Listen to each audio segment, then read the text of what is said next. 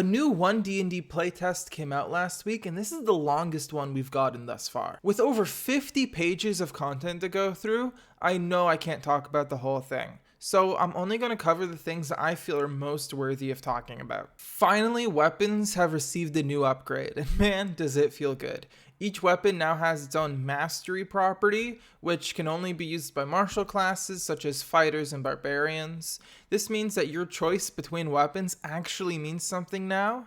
And most importantly, this means that tridents aren't just more expensive spears. Woo! But now warhammers are just more expensive war picks? Why?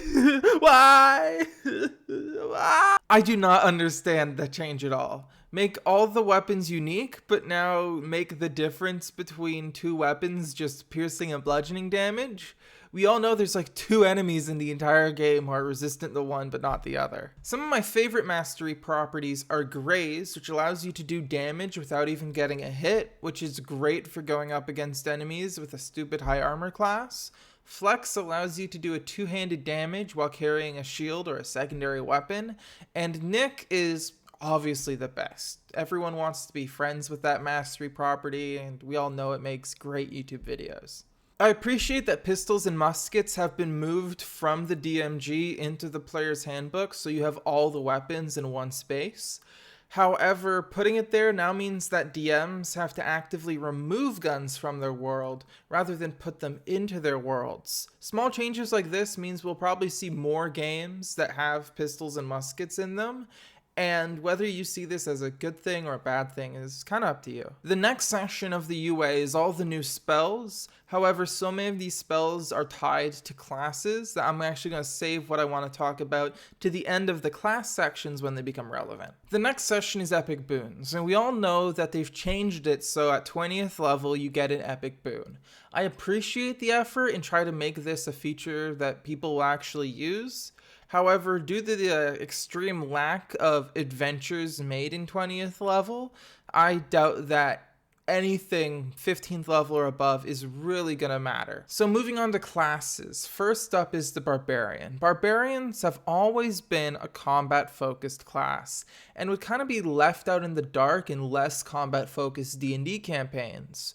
The new Primal Knowledge ability is a step in the right direction, giving barbarians the option to use rage outside of combat. Now they can use their strength modifier in acrobatics, intimidation, perception, stealth, or survival checks. Intimidation and acrobatics make sense. I can see maybe survival, how that would be a strength check.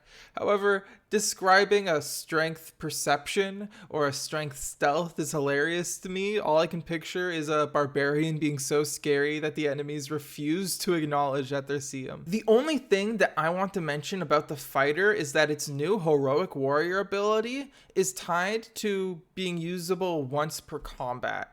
Almost all abilities in D&D get refilled on a short rest or a long rest.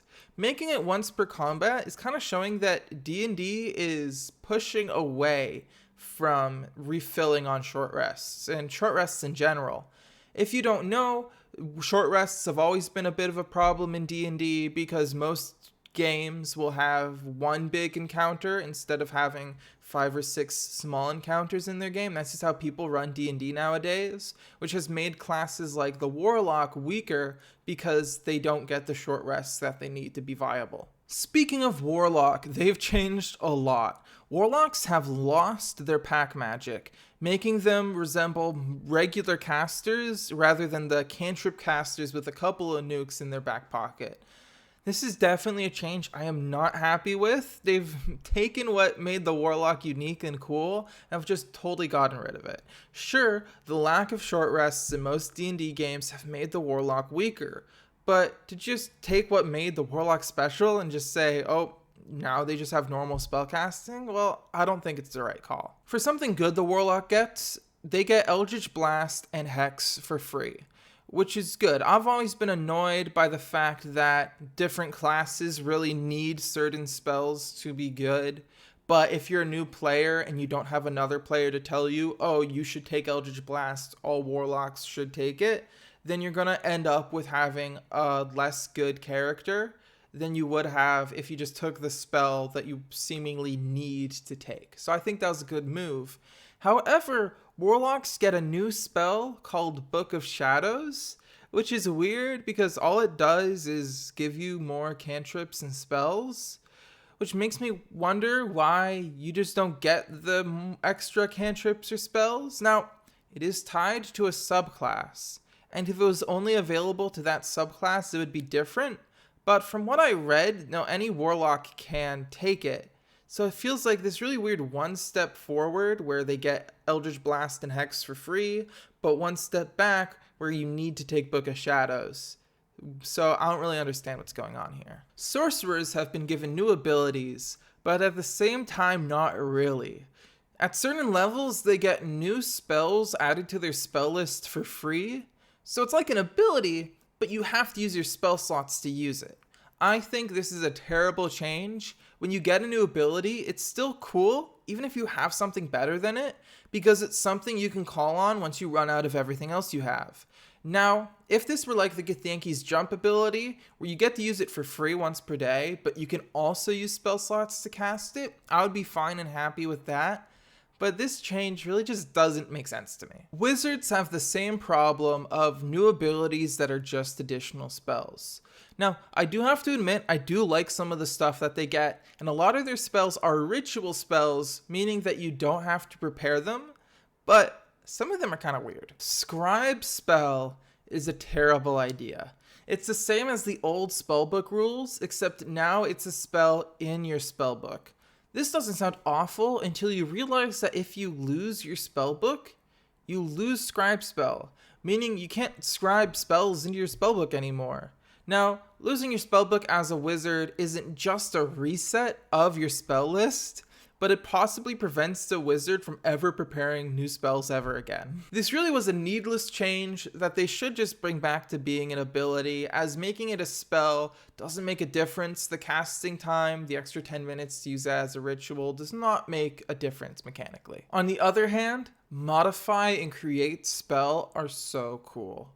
Modify spell allows you to change one part of a spell, such as making it a ritual spell, removing one of its components, or changing the damage type to whatever you want and more. Create spell allows you to take those changes from modify spell and make it a permanent part of your spell book. Even if they get nerfed because someone figures out a way to totally break the game with it, that's fine. But I've always wanted to make a wizard who can create spells, and now it's a core part of the wizard class. Now, this document is not going to be the same thing we see in the new player's handbook. Some things will change, be added, removed. Knowing that, these are some of the things I hope they keep and remove from this UA. Weapon mastery is awesome. Finally, a direct effort to make weapons more interesting is a great step into making martial classes more fun. They do need to fix the war picks though. Modify and create spell are exactly what I want in D&D. If this isn't kept around in some form, I will be heartbroken, as this deserves to stay in the game. Now for what needs to go. Warlock spellcasting is bad and takes away from the uniqueness of the warlock. I appreciate the effort to make warlocks rely less on short rests, but this is not the solution. Ability spells should also go, in my opinion. Making them spells makes them feel a lot less special when you get them, as well as it means they're tied to you using your spell slots to be able to use them.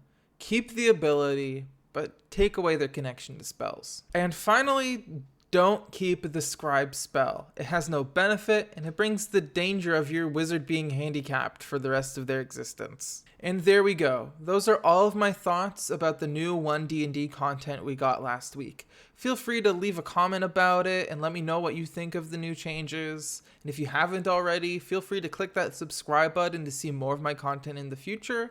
I upload every Monday and Thursday. Thank you for watching. This is the end of the video.